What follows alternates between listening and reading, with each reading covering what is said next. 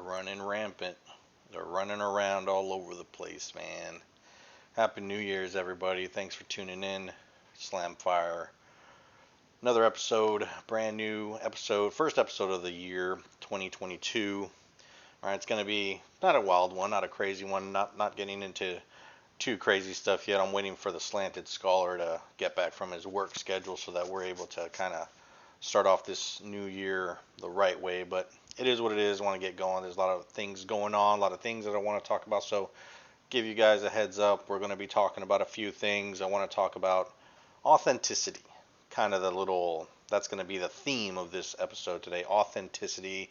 People saying things people saying things on one occasion and then completely flipping their story, or trying to backpedal what they originally said from what they originally said to try to mean something else because someone called them out on it, stuff like that, and kind of get into other things. So we'll be talking about that. We'll be talking about a little bit of Jack Murphy. I want to touch up on that Jack Murphy situation. If you guys uh, don't know about that, we'll touch up. We'll dip our toes into that swamp, that cesspool of garbage, that dumpster fire. We'll check that out a little bit. It's kind of toned down from what I've seen, but we'll talk about that. And then I want to get into Timcast. You guys know how we are.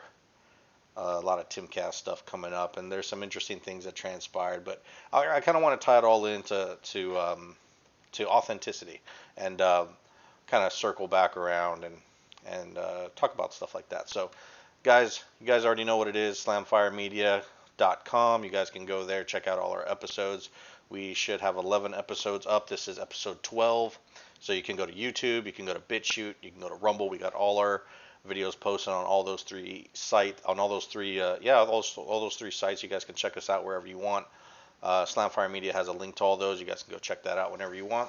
But let's get into it. I don't want to make this one too long. I just want to kind of get into it. So, authenticity, being authentic. I know we had an episode before where we kind of talked about being real, right? What's real? What's true? What's like a real truth? What is a truth that is undeniable?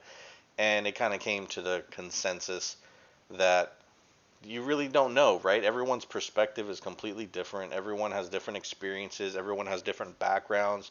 Everyone has come up in a different sort of lifestyle, right? That's not by choice, right? A lot of we can't control where we were born. We can't control what experiences we grew up with, right? You're kind of just rolling the dice, and you kind of just get what you get, and it is what it is.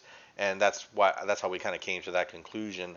We could be wrong, but that's what we do here. We just kind of talk about stuff and gets us thinking. But in terms of authenticity, right? As I've gotten old, when I was younger, I used to kind of just like take people's word for it. I still kind of do now, but I would kind of like listen to something and believe like, oh, that must be true, or that is true. I never really questioned that many things. I kind of just went with the flow because I'm hearing it on TV, or I'm hearing it from a news article, or a news program. I'm reading it on a news article. I'm reading it in a book or something like that. I never really thought about like the material itself. Where did that source material actually come from? Who actually wrote this story? Who actually produced this documentary or this film or this, whatever it is that, is being broadcasted on TV? I never actually went farther when it came to its authenticity, whatever it was about. So, in terms of authenticity, this kind of leads back to like truth, like what is really true. If it's not authentic, what's the point, right? Unless it's like just for the meme or something like that, right? It's just, oh, it's satire, it's a joke or something like that. It has some sort of entertainment purposes, because entertainment is very important, obviously. But in terms of when you're trying to figure out a certain a certain mentality or a certain uh, definition of whether this is ethically correct or not, or things like that. Everyone should be able to be allowed to say what they want to say, but when it comes to like the ethics of it, like, do you really mean what you say? And that's what this kind of is all about. And that's something that I noticed a lot when I've been watching a lot of these congressional hearings, especially uh, when Biden got elected, quote unquote elected, and he started appointing all these cabinet members and things like that, and they're having all these hearings and trying to get all of these people, uh, I guess, nominated to be part of his cabinet and everything like that. Because this is his first year as, quote unquote president. I still consider him the vice president. Like I I forgot who I listened to, but they constantly refer him to as, they don't say the president of the United States, Joe Biden. They say former vice president Joe Biden, and that's what I feel he still is. Like I don't I don't know. I don't want to get too much into that. It's kind of off topic, but and again, I don't want this episode to go too long, but I feel the same way about that. It's like I can't, I don't feel comfortable. It's like calling someone a chef who is like literally on his hands and knees trying to fix a plumbing job. It's like that's not like, he's not a chef. He's a plumber. He's doing something like that's not, he's not doing the job that he was hired to do. And just like I feel like Joe Biden's the same way right now. Like he's not doing the job he was quote unquote elected to do. I'm not going to go down that rabbit hole yet. I want to wait for the slanted scholar for that. So going back to that, I've been listening to all of these uh, nomination hearings and everything like that, all these committee hearings and everything. And a good source for that, and I want to give you guys like the source. Like I don't want to just show you that I'm just pulling this out of my butt or whatever. If you guys go to on YouTube, I'm sure you can find this on other places, but this is like the main one. So Forbes breaking news. They pop up a lot on my feed. I don't know if it's a conservative thing. I think it is kind of conservative. Like it is a little bit right leaning. I feel, because the way that they title some of these headlines and things like that, it's kind of, you kind of have to look past that in order for there to ignore the bias. And but I haven't really found any other like quick any other channel that has quick access to these hearings and things like that. But they have these hearings. I want to see if I can. I don't want to pull one up, but just give you an example of one. Like a hearing that they'll have for like some sort of judge or someone who's going to be like the head of education or something like that, and they'll be interviewing them and kind of bringing up their old like there was a judge and they brought up like old rulings that they had, or it's basically they're questioning, they're basically conducting an interview, right? They're asking like, hey, you said this and you said that, based on your prior experience, how would you handle this? Do you think this was handled correctly? It's like interview type questions. And what I find so interesting about all these people that they bring up there, that they have, sorry, I didn't mute the mic. I thought I was gonna like do a nasty belch, and I hate it when people do that, like right into the microphone. It's like kind of annoying, so I don't want to do that to y'all. So whenever they have these people on, they'll bring up like a tweet, for example. Like they'll bring up there was this person who they were going to be some head of like environmental committee or something like that, some head of the environmental department or something like that. And this person had advocated for, I could be wrong, but they were not against like eco-terrorism.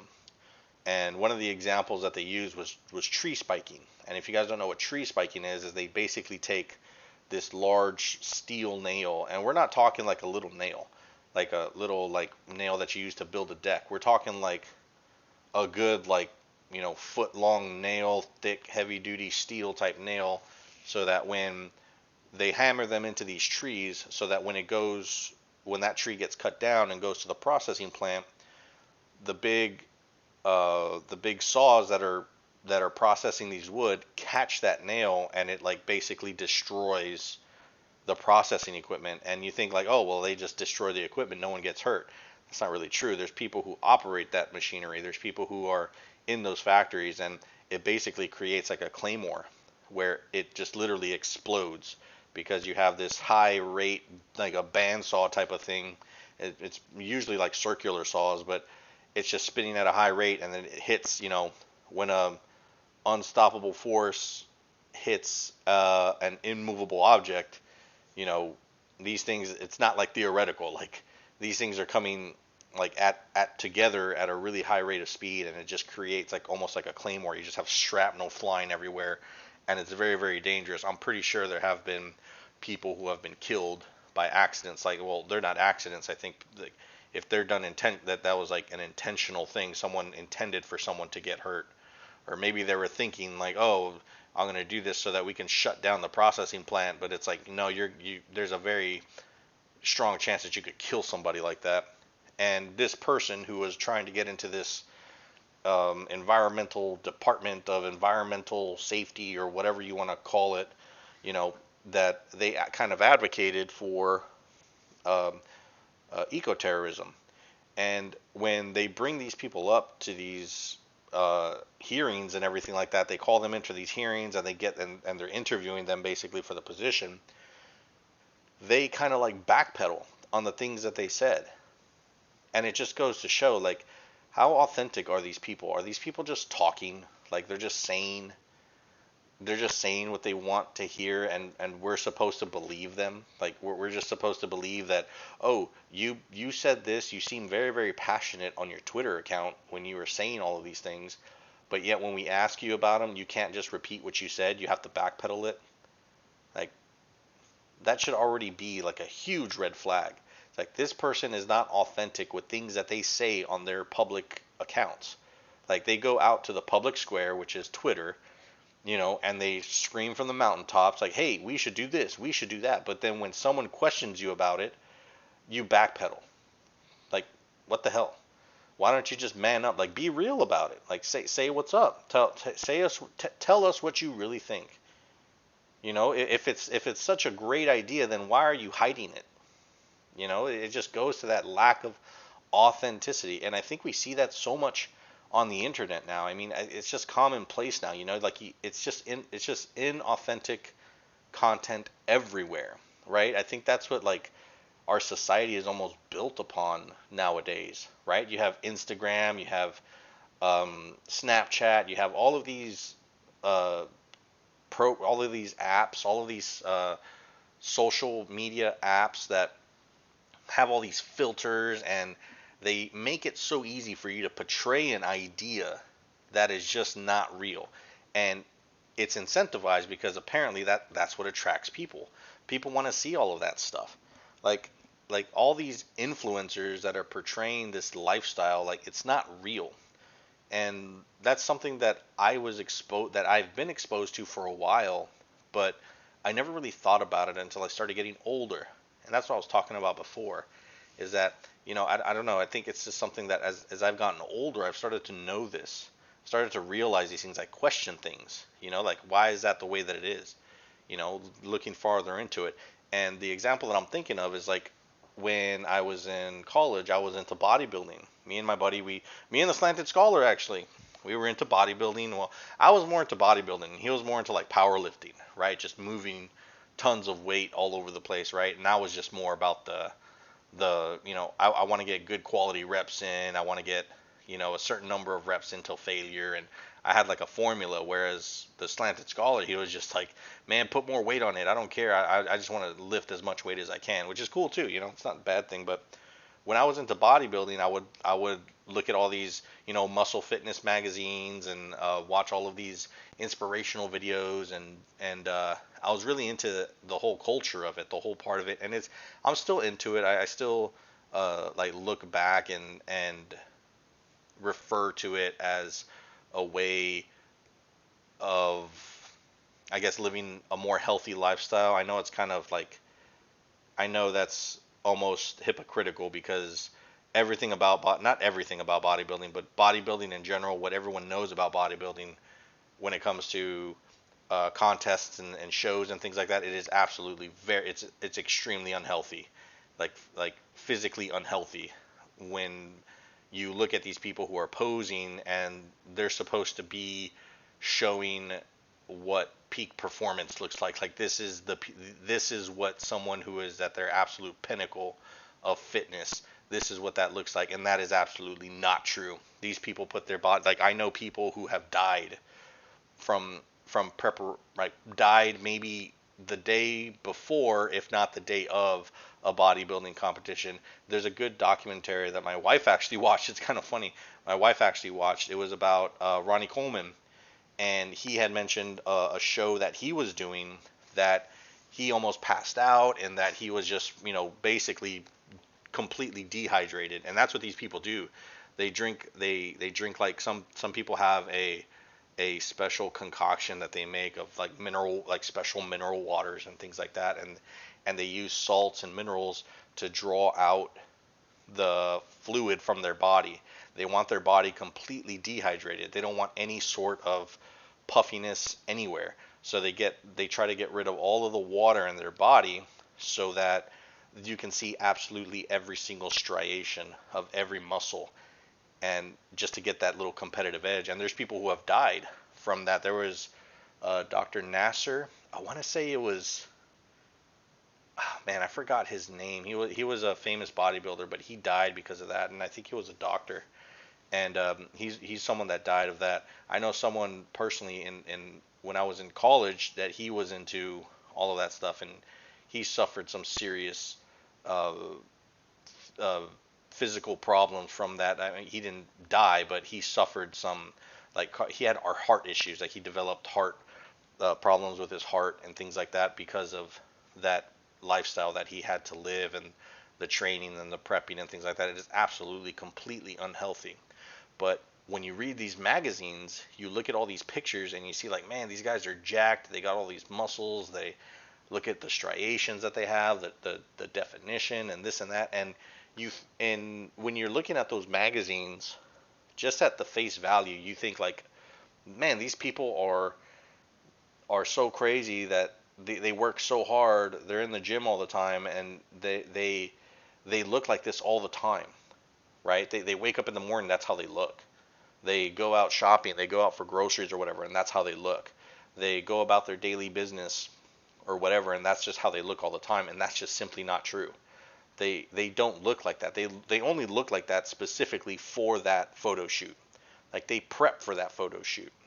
Same thing for all like these actors and everybody that these big Hollywood actors that are in these movies. People think like, oh, he's in such great shape, or they'll look at Chris Hemsworth, or they'll look at Brad Pitt, they'll look at just any big action star, right? And they'll think, oh, they're in such great shape, and maybe some of them are, but a lot of them they're only in shape because they prepped their body for that movie, right?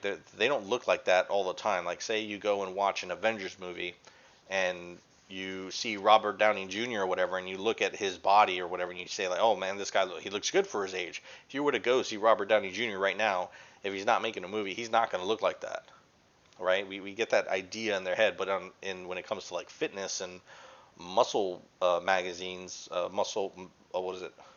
Muscle Fitness. I forgot the names of the magazines. I used to have a big old stack of magazines. I think my wife threw them out. But anyway, like these people, they only look good for that particular photo shoot. But it's meant to portray that this is how they look all the time. So you're not working hard enough. You're not in the gym long enough. You're not taking enough supplements. You're not eating enough. You're not dieting enough. You're not doing enough. So you need to look at this magazine. You need to look at the regimens that we have here so that you can look like this all the time. And that's just simply not true. It's not authentic. And and I feel that's what's going on with these people on Twitter. All of these weird activist people that they say all of these things, they post up on these magazines, they advocate these ridiculous things, but when they're put up against the real world, when they're put up in the spotlight, it's like they cower. They cower and they go and they hide. They try to go back into their little corner of the world, or their little echo chamber where they can say something and they know that everyone is going to agree with them, right? And it's like, this is not authentic. This is not real. These people are just talking. And I feel as if we're in a place where no one wants to call out the inauthentic anymore. They kind of want to just let people say what they want to say and avoid confrontation. I don't know, maybe there's another reason why, but that's the only thing I can think of. But that's why I like these Forbes breaking news interviews. I guess you want to, these hearings, these Senate hearings. To me, they're like interviews. They seem like job interviews because that's pretty much what they're doing. They're interviewing for a position on Joe Biden's former Vice President Joe Biden's cabinet, right? That they're basically interviewing for that job.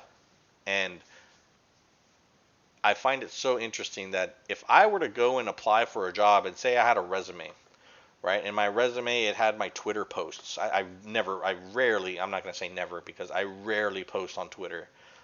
I don't have any followers or anything like that. I rarely use Twitter. I don't use it like for anything really. I kind of just have it there, and if I feel like compelled to make a meme or something, and I'll be like, okay, I'll post it on Twitter, and then I'll use that to upload it somewhere else or something like that. Like it's not something that I use to converse with people because it's just so inauthentic.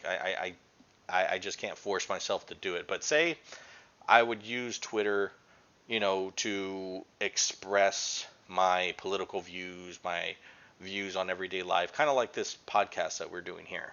I use Twitter for that. If I were to use Twitter and if I had a job interview and all my Twitter posts that say I'm going to interview for, I want to be a policeman or something, for example, and they would look at my Twitter post and it says, well, here on your Twitter post, you said that all cops are bastards. You said that all cops deserve to die. Do you still believe that? If they ask me that question, and if I were to try to walk it back but not deny it, they would fire me they wouldn't even consider hiring me. They would simply say like, yeah, we don't feel that your views are aligned with our company, with our what would they call it? Our precinct, or they don't align with the policies of our department, right? Say if I wanted to be a police officer or something like that, they would flat out tell me that I wouldn't get the job because it's like you're saying one thing over here, but then when we ask you about it, you're walking it back. Like, how can we trust you, right? That's completely logical. Same thing for these people. It's you say things, and it's not just on Twitter. It's like they say things out in the open. They'll openly advocate for a certain thing, and when they're asked about it, they don't have a similar response to what they had just responded when they were on their soapbox or whatever. Like, own up to it. Say what you're gonna say. But what if you're right? What if your message needs to be heard? It just goes to show how like fickle these ideas are that they have, that they can't even hold up to the original person who is producing these ideas. They're not even willing to hold it up to public scrutiny. That just shows like the lack of the lack of authentic authenticity, right? I just find that interesting. I know maybe this is like ridiculous to sound, but may be ridiculous to some of you. I think it's kind of ridiculous talking about it because to me it's really obvious, but there might be some of you out there who maybe it's not so obvious. And that's the kind of thing that I kind of want to talk about.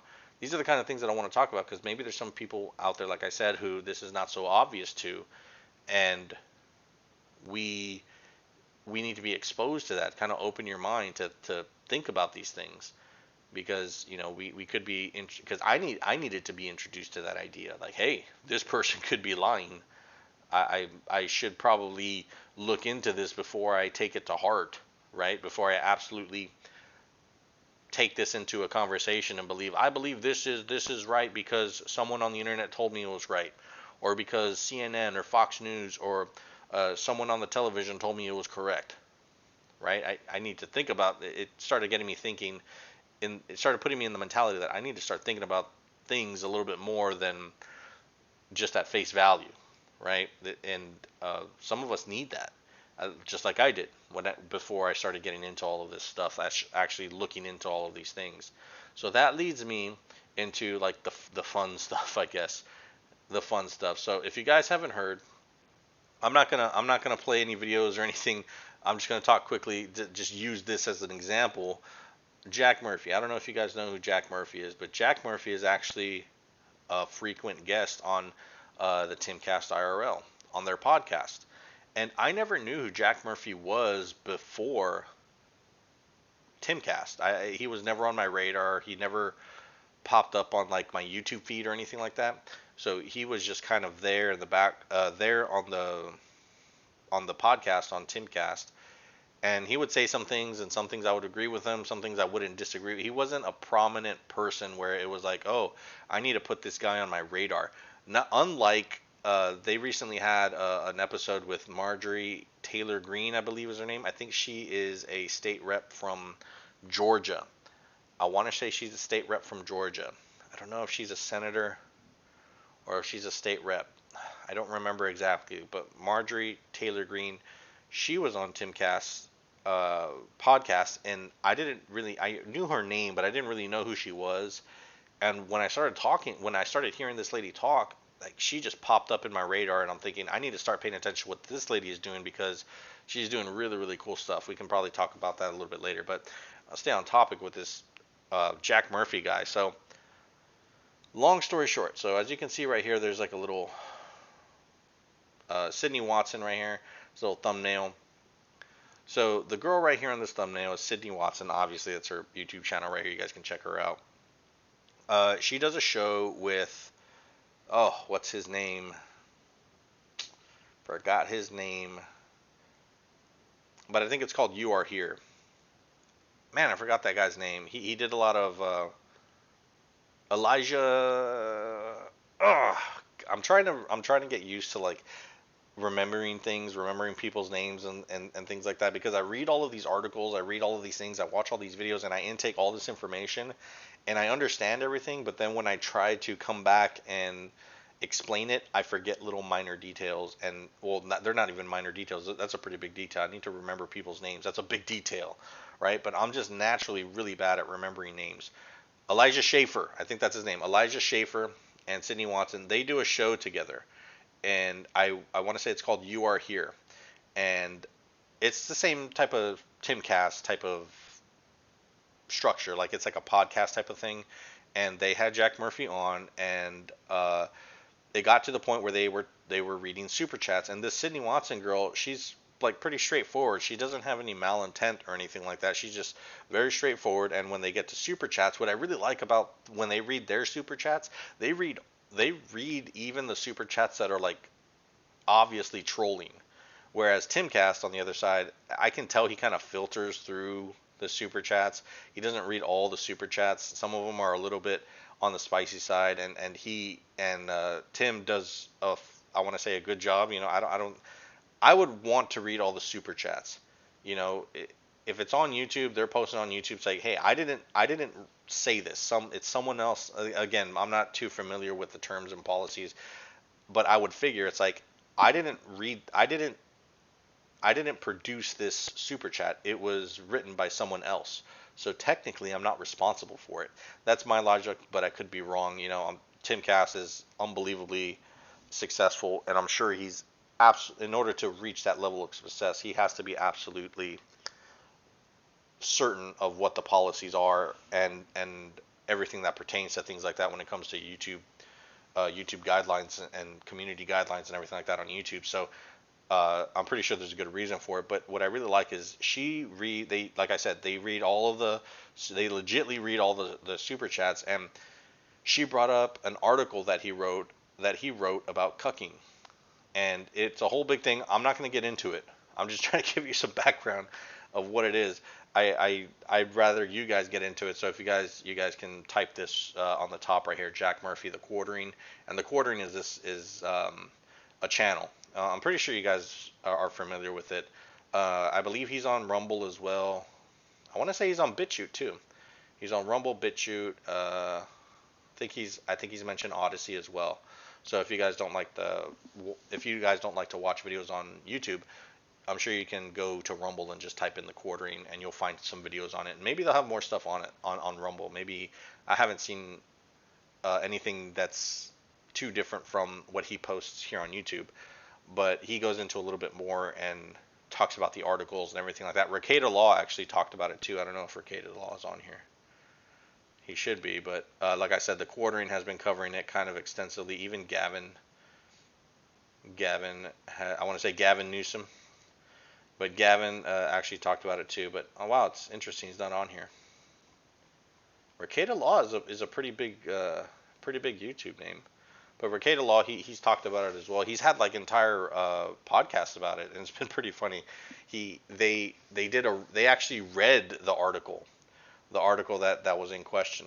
So again, I'm sorry, I have a bad habit of just going off topic and just rambling and stuff like that. But anyway, Sydney Watson read a super chat that was in reference to the article. They wanted him to clarify the article, and he got upset. Jack Murphy, this guy, got upset because he had already addressed that article in the sense that he didn't want to talk about it. So he basically said that he set a boundary, that he had already set a boundary, that he didn't want to talk about it, and blah blah blah, this and that. It's kind of irrelevant. But she's just reading the super chats, right? He could have simply just restated the previous answer of, yeah, again, I'm not going to talk about it. I've already addressed it. It's kind of it's a no issue subject. They're just trying to stir up drama or whatever the case, right? Just reiterate the same answers. Like, yeah, it's the same thing. There's really nothing to talk about. Like, it was something that I wrote, and it's not what I believe, and whatever, we can just move on and that'd be the end of it. But no, he like gets upset and just like cusses her out pretty much, and just saying, like, F you for bringing it up, and why do you keep bringing it up, and blah blah blah, just basically berating her. I would consider it berating because, like, you can kind of see in his face, see how he's like kind of stern about it. And that's when that's what I would define as berating, when you're stern about what you're saying and you're being very serious. He says heartfelt, you really hurt me in the feels when you asked me a question. Like, he was offended from a question. It's like, man, that's such a leftist type of mentality. You get offended by someone asking you a question. That's such I want to say it's a bitch move. It's a bitch move. That's what it is. It's like, you get offended by someone asking you a question. Like, give me a break. Like, it's ridiculous. I can understand you getting upset about it. Like, you getting tired of someone asking you the same question, and you like vent your frustration and you say like, ugh, the same question, the answer to the question. Like, why are you asking me this question? I can understand that. But when you get offended, you know what I mean? That's something completely different. Like, it hurts you in the feels. It's such a, and after that happened, she said she was sorry, and then he said that he was. There's a whole thing. You guys, if you guys want to go into it, you guys can look into it. But basically, he stirred the hornet's nest because of the way that he treated this Sydney Watson girl, who was literally just asking him a question, and then that's when the floodgates open. So I'm coming back. I know I went on to like a 15-minute rant about that, but I'm bringing it back. So Alex Murphy, or Alex Murphy. Who's Alex Murphy? Is that RoboCop? Alex Murphy? I'm thinking of RoboCop. Wow. Okay, so Jack Murphy, maybe that's where he got the idea. Like, man, I like RoboCop, so it was like, can't say Alex. That's like Alex Jones. Jack, man, because I'm like a lumberjack. Jack Murphy, like, because I'm a lumberjack. RoboCop lumberjack. Murphy, manly man, Jack Murphy. I don't know. Maybe that's what it is. I don't know. But he says his name. His whole persona is Jack Murphy. That's what everyone knows him as. But his real name is actually like John Goldman or something. It's a completely, maybe it has it on here. If I do a quick Google, let me do a quick Google search. It's like John Murphy. It's like a generic name, like a name of someone that's in a Disney children's movie. Let me see if I would just put Jack Murphy. I want to say it's maybe Jack Goldman or something like that. Jack Murphy or Jack Goldman or something. See if I think that it's John Goldman. Yeah, I think it's like John Goldman or something like that. It's a super generic name, and he changed his name to Jack Murphy. I don't know why he changed his name. I'm not looking into this guy. I really don't care. But yeah, his real that just like leads me to what I'm just trying to prove a point. His name was originally John Murphy. He changed his name to Jack Murphy. John Goldman, and he changed his name to Jack Murphy. like that's completely inauthentic. Like unless your name is something like completely ridiculous, like I'm thinking of that movie, um, Robin Hood Men in Tights. I don't know if you guys, it's an old movie. If you're like a young person watching this, but I'm pretty sure the people that watch this are a little bit older, maybe my age in their 30s. But there's a movie called Robin Hood Men in Tights, and it's basically a parody of Robin Hood. It's called, yeah, Robin Hood Men in Tights. Is that what it's called? I want to double check. I don't want to get the name wrong. I know Men in Tights, but I want to say it's Robin Hood. Yeah, Robin Hood Men in Tights, and it's a Mel Brooks movie.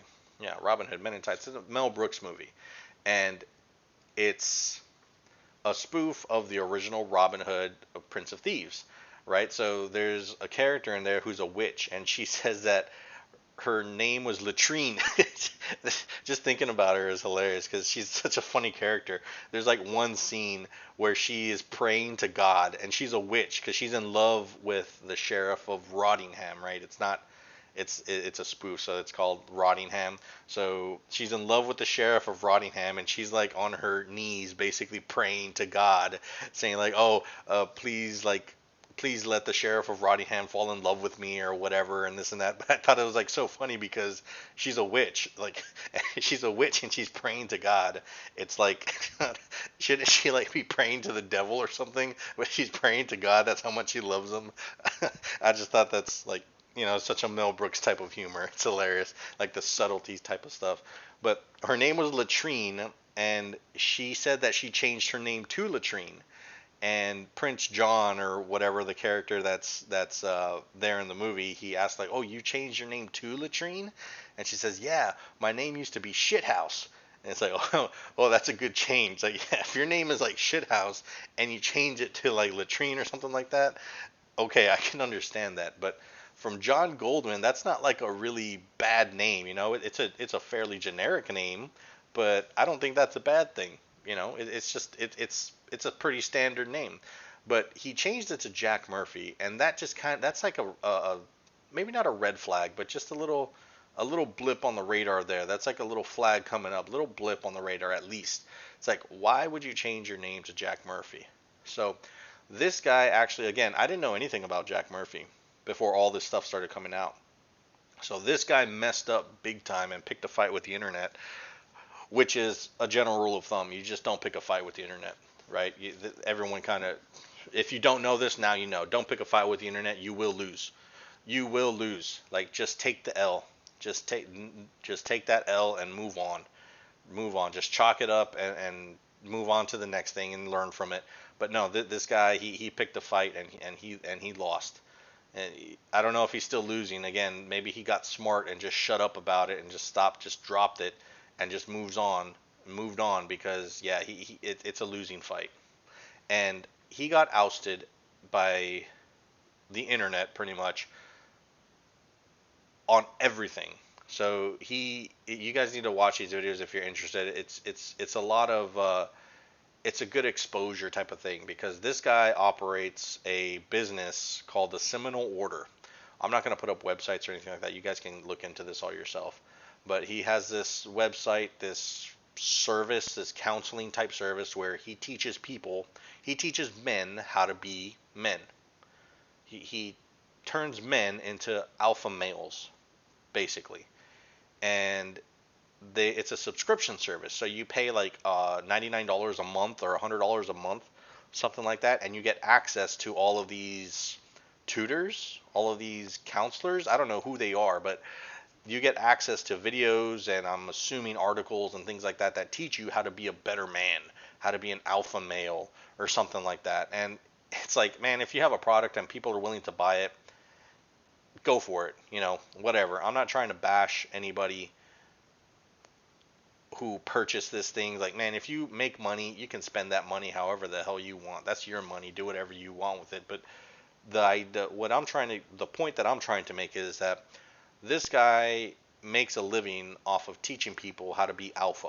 How to, not people, but how to teach males how to be alpha male. Take them to that next level of being a Giga Chad alpha male, whatever you want to call it. And he got ousted the funny thing is too, I think he got ousted by like a $5 super chat. So like I said, this person, this Jack Murphy guy charges $100 a month. I'm pretty sure this guy is making tens, if not hundreds of tens of $1,000 a month, and I'm sure well over hundreds of thousands of dollars a year off of this service that he provides of, counseling men to become alpha male, whatever you want to call it. So that's how he makes all of that empire, that 100 million. He's probably made millions of dollars over the course of this, because that, like, again, I'm not going to go into it. We're not doing a deep dive into the Seminole Order or anything like that, but he I'm pretty sure he's been doing this for a while, and they even have like lifetime subscriptions type of thing. You just pay a one-time fee of like $3,000 or $4,000, and then you'll be a lifetime member or whatever, whatever that means. Like this Seminole Order is going to be around for, a lifetime. It could be, I don't know. Again, I don't want to criticize. It's hard for me not to criticize because I just want to automatically go and criticize.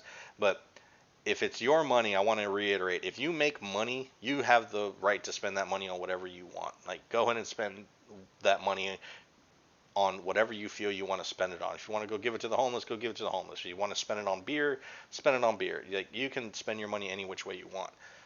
But this guy must have been making, has to have made well over $1 million over the course of this whole process, like of his career. Because like I said, I never knew who this guy really was, until like all of this stuff came out, and until he actually picked the fight with the internet. And after all this stuff just started coming out, it just shows that level of inauthenticity, the lack of authenticity that this guy actually has. And it just kind of further cements that idea, like, you really need to be careful of the information that you're receiving, but even furthermore, who you're receiving it from.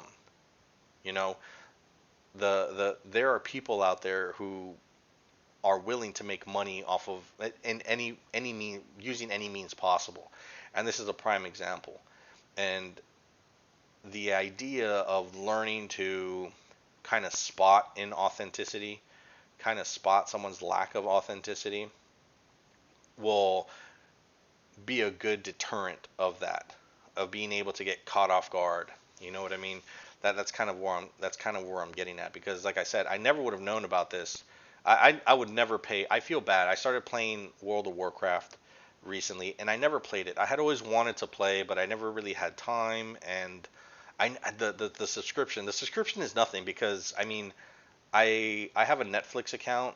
I've had it since like 2005 or 2006 or something. I've had a Netflix account for so long, and then recently I got I did the HBO Max or whatever recently, and I could easily just drop one of those subscription services. We don't even have cable because we rarely watch TV, and when we do watch TV, my wife and I watch TV. It's usually like a streaming service like Hulu, or like my wife uses Amazon Prime Video or whatever, because there's things on there that she uses for school, and we use those things, and I could easily drop one of those streaming services and pay that monthly fee. Like, it's not a lot, but it was just like, what, it's like 10-15 bucks a month, something like that. And it's that bothers me. $10-15 a month. Imagine paying $100 a month for this, this stuff. And you really need to believe in something in order to be spending. I feel, maybe I'm just a cheapskate. That's probably what it is. I'm probably just a cheapskate. But with my cheapskate mentality, you really need to believe in what this service is telling you for you to be willing to shell out $100 a month. That to me is crazy, especially right now with the prices of like gas, the prices of groceries. Like, it's just me and my wife. We don't have any like crazy. We have a cat. Like, just me and my wife and our cat. And groceries are expensive for us. It's not hurting us that hard because, like I said, it's just us two. I can only imagine people with families, right? People with a husband, a wife, a couple of kids, and a dog or a cat, or whatever. That's a lot of money. And then to be willing to have $100 extra to throw on the side, like, that's insane. That's insane to me. I just don't think that that's like feasible. But this just goes to show that you can get really, really far with being inauthentic. And is that something that we want to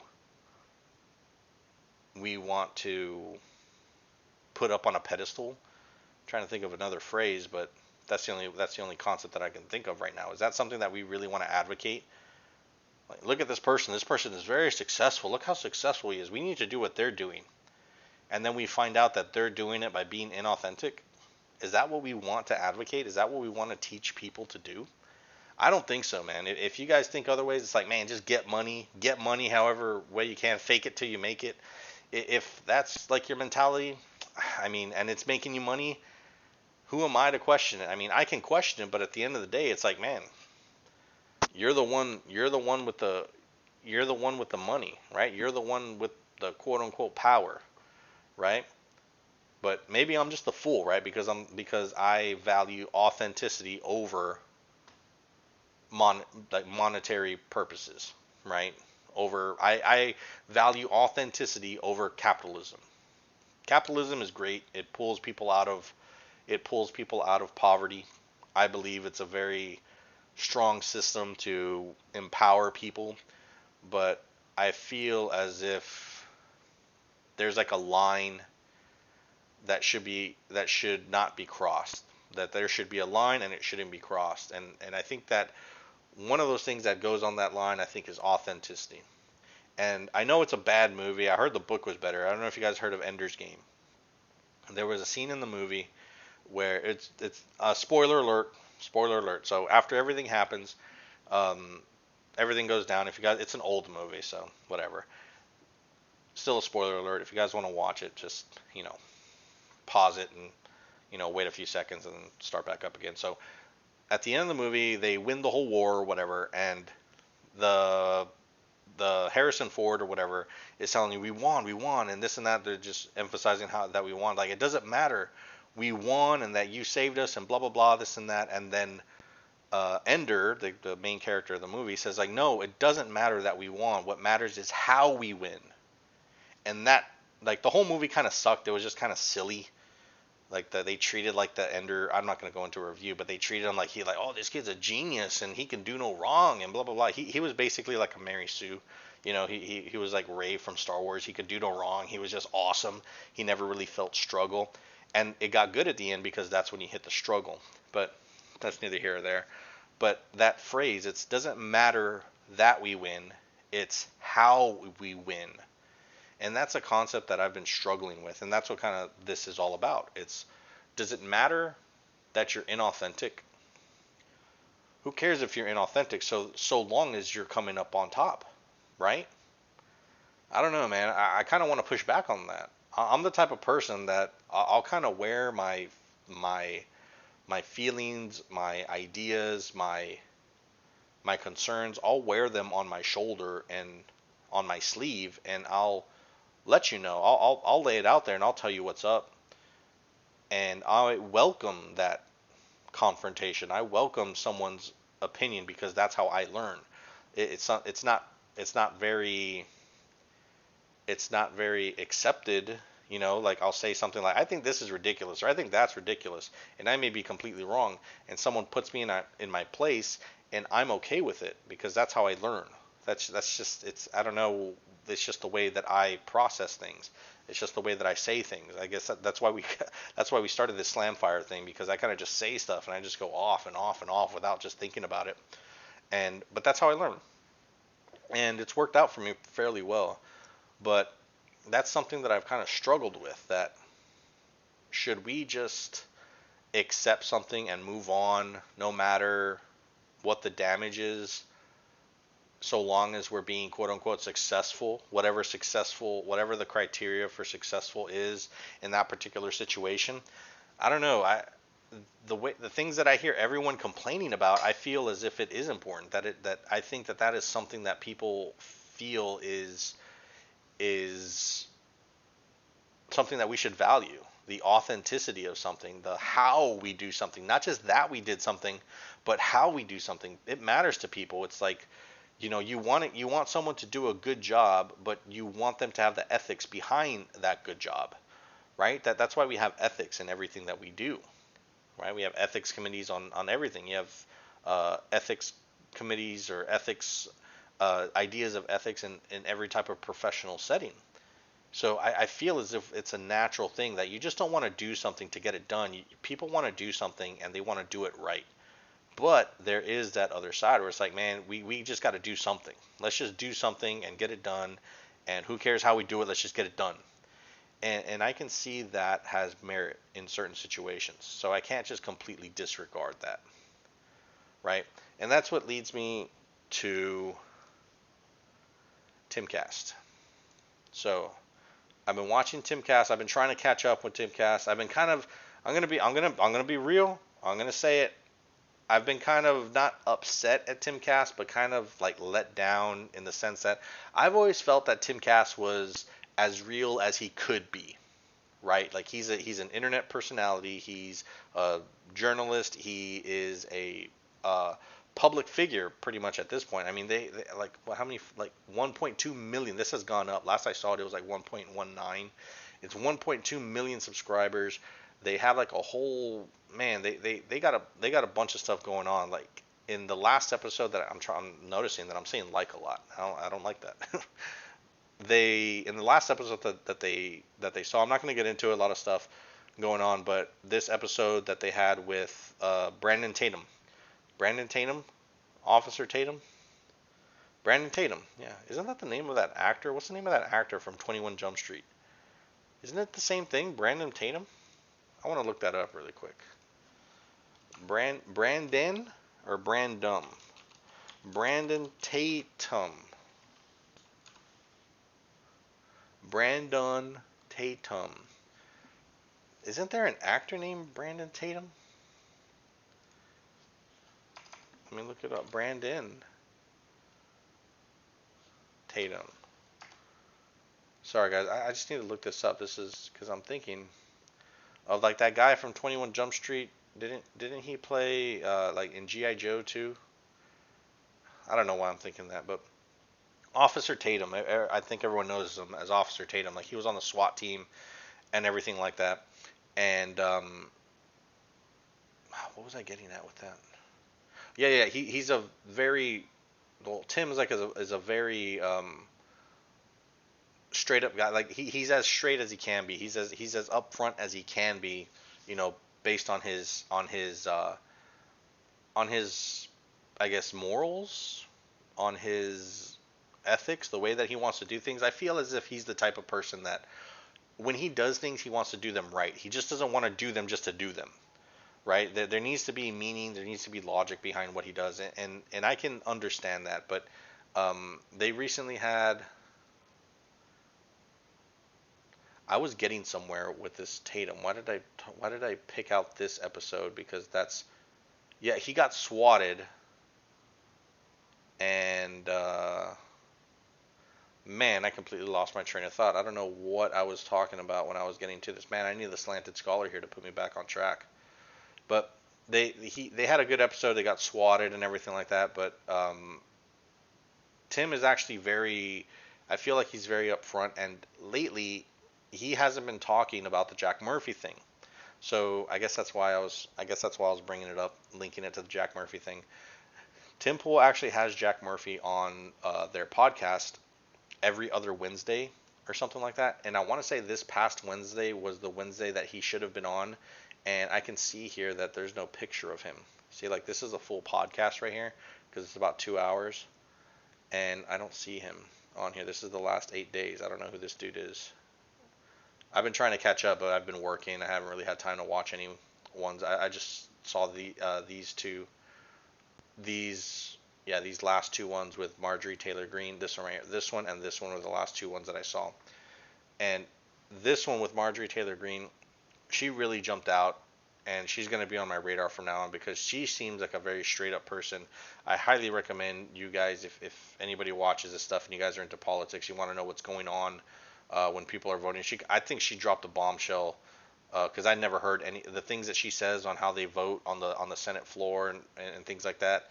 How laws get passed, it kind of shook me a little bit because I would watch these Senate hearings and these legislative hearings where they're passing laws and they're passing bills, and they say, "Oh, the law passes. Can I get the yay?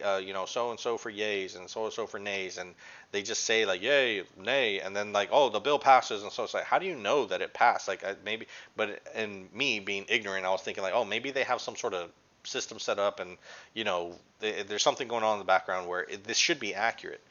But this lady kind of exposed all that, and it's a pretty big thing. I'm surprised not more people are talking about it, but I highly recommend it. But basically, there's been times that she's brought up that she's had to like officially have the people count the votes, and when they've counted them, they actually had things wrong.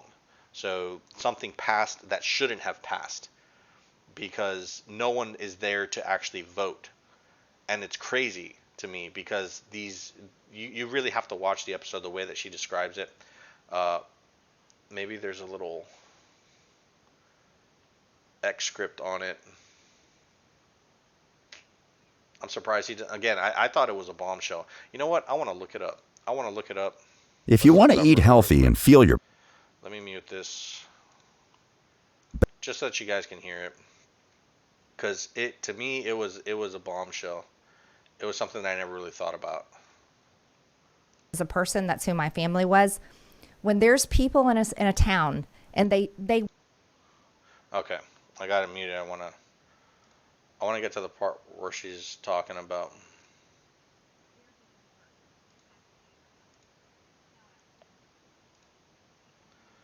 I'm getting to the point where she gets to how the process actually is.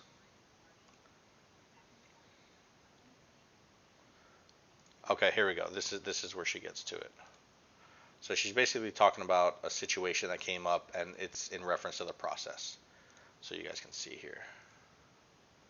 never held office. I didn't even go to the local GOP meetings because I thought they were silly and stupid. Until now, you mean? Until now.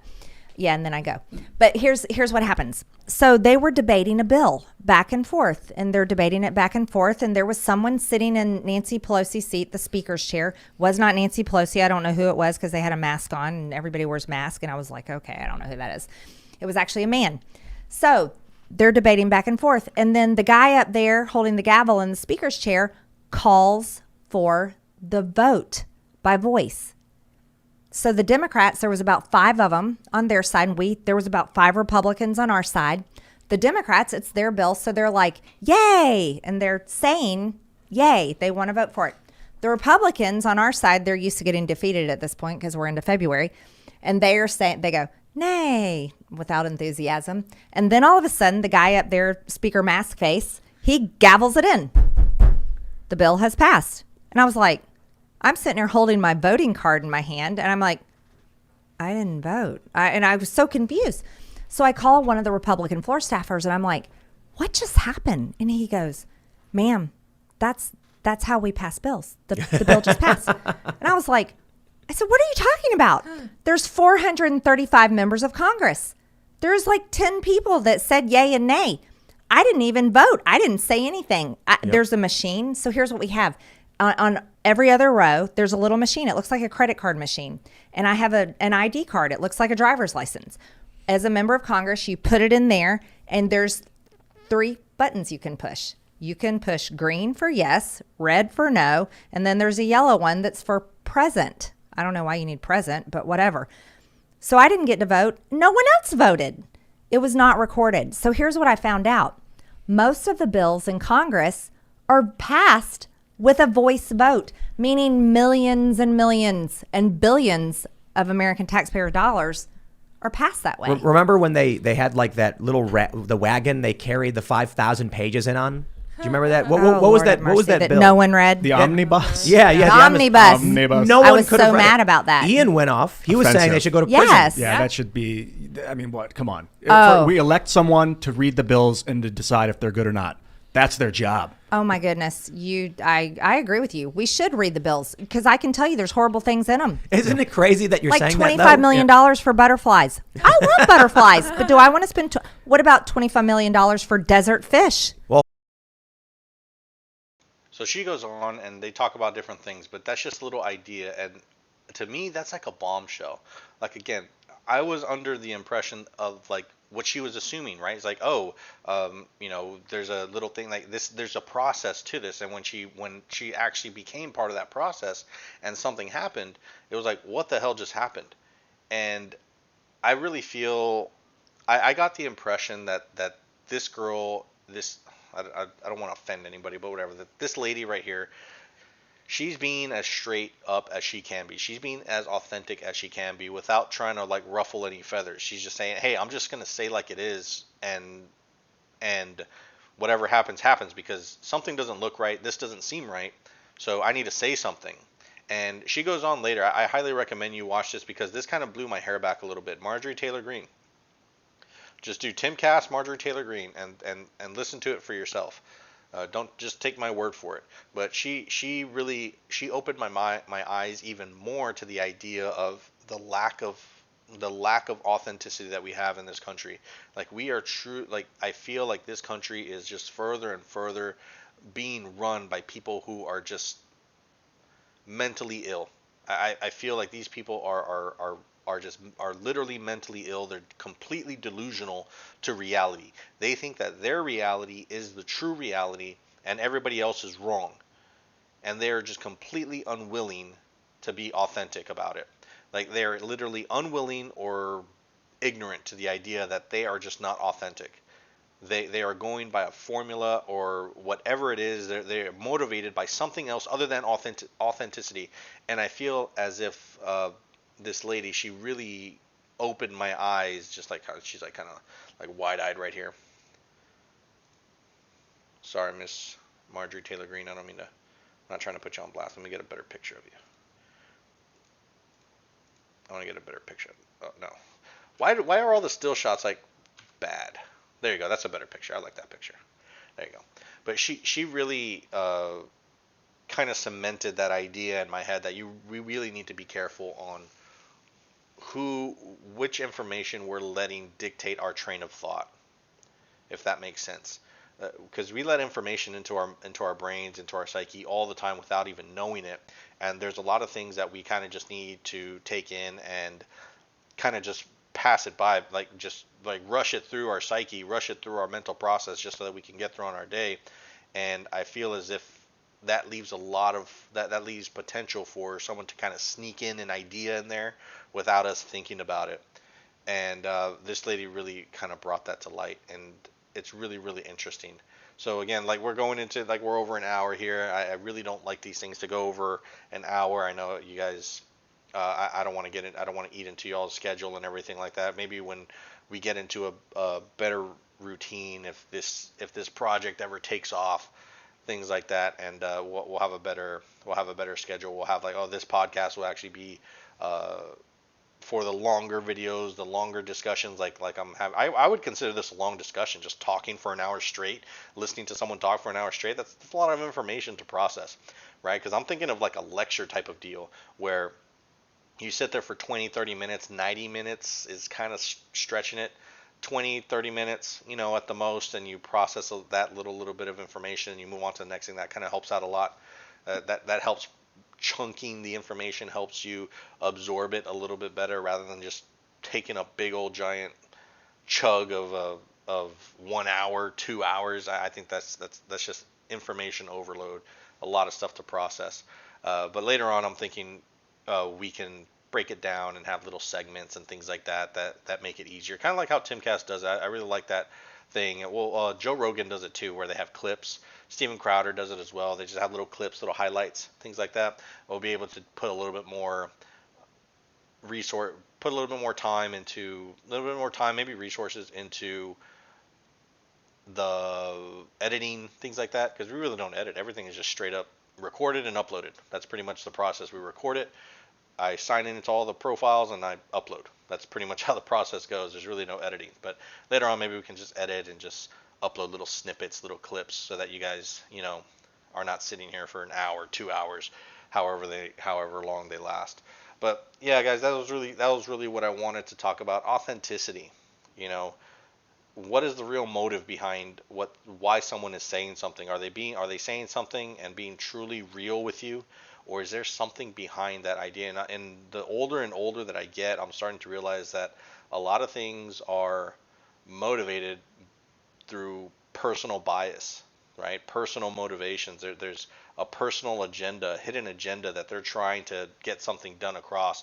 And I want to say like recently, I have been more keen to the idea that, maybe they're just doing this because they're reacting to the situation and it's not necessarily for any particular reason. It's just ignorance. I'm trying to give them the benefit of the doubt and just say it's just plain ignorance that these people are like this because they don't know any better. But the more and more I observe the things around me, the more and more I think about, and not just observe and think about these things that all this information that's coming in, but actually looking into it and learning where all the source information is coming from, why it's coming from, like trying to get to that underlining. The more and more I look into something, the more closer I get to the idea of learning why that information is being put out there. What is the purpose of that? And that kind of helps me decipher the authenticity of it, my authenticity of it. And everyone's version of authenticity might be different, but in the sense where it comes to what is the motivation behind it? What are they trying to accomplish with what they're telling you? And I think that is one of the factors of authenticity that's very, very important. If you're motivated by greed, then how authentic are you going to actually be, right? You're probably not going to want to say things that take you away from reaching whatever it is you're trying to reach, right? Like if you're trying to make more money, like you're just greedy, you have a lot of money and just trying to make more money, you're going to kind of say things not because you're trying to be authentic, but you're just going to try and say things because you're trying to reach a certain goal. Whereas someone saying like, hey, I'm just trying to give you information because this is important information that I feel you should know. And it's like, if that is their true motivation, then I'm more keen to think, just going through logic, that this person is going to be a little bit more authentic because their motivation, their goal is to spread the information, right? That's their goal. It's not because they're trying to generate more clicks. It's not because they're trying to generate more traffic because they want to collect on that ad revenue. No, it's like, no, I feel this is important to say, so I'm going to say it, right? That's my motivation. So you can kind of lean towards like this person is being as authentic as they can be, right? There may be some errors. Maybe they might, like we do. I know I do that all the time here. Like right now I was thinking of Brandon Tatum and I'm thinking of Alex Murphy, thinking of RoboCop, right? We get some details wrong and everything like that. But the true motivation behind this is I feel that we just have a lack of truth. Our moral compass is completely destroyed. This goes back to that video. If you guys haven't seen our previous episode, we had Yuri Bezmenov, that Yuri Bezmenov video talking about demoralization, to demoralize a country and everything like that. The lack of morals that we have in this country is what's keeping us weak. It's what's keeping us vulnerable to all these leftist ideas. If we were stronger mentally, if we were stronger in our morality, I feel as if this wouldn't be as big as a problem as it is. This lack of inauthenticity, we would be able to spot it easier. We would be able to just discredit and ignore it completely, so that all those monetary motivations that people have with this would just completely be gone, because no one would be making money off of it, because everyone would just completely dismiss it and be like, yeah, I'm not going to watch that. I'm not going to pay attention to that. I'm not going to give that any sort of engagement. And the advertising companies are going to catch on to that and be like, hey, no one's watching this. This, for whatever reason, no one's paying any attention to this. So why are we going to spend money to put our product on there if no one's going to look at it to buy the product, right? So you're really hitting them where it hurts. And that's because we would have that sense of morality, that sense of like we're able to identify whether we're able to validate someone's authenticity as close as we can, right? So that's I don't want to go too much. I could keep on going, but again, I don't want to go too much into it. Later on, when the slanted scholar jumps on and we're able to talk about things a little bit more, we'll kind of get into the heavy stuff, and that'll be a lot of fun, because there's a lot of things that he thinks one way and I think another way, and there's things that I agree with him, and there's things that he disagrees with me, and same vice versa, right? There's things that he says that I don't necessarily agree with, and that's where you get that little confrontation, I guess. That's always fun, right? Healthy discussions, things like that. It's always fun to listen to. Fun to listen to how people disagree and things like that. But it's healthy. It's important. It's important that we do stuff like that.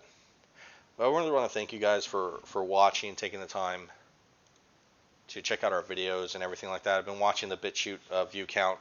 You guys have been really awesome on BitChute. We really appreciate it. Again, this is all natural growth, guys. Like, this is something that I don't feel is talked about a lot.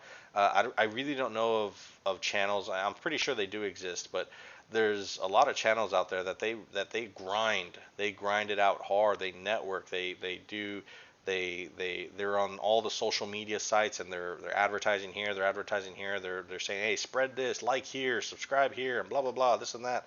Like, they're out there and they're grinding it. They're hitting it hard. We're not doing any of that. All the growth that we have is just straight up from you guys. You guys, if this channel ever this project turns into something big, it's gonna be because of you guys. And we'll continue to. I'm gonna continue to produce the content. I'm gonna continue to put out these episodes as much as I can because I enjoy doing them.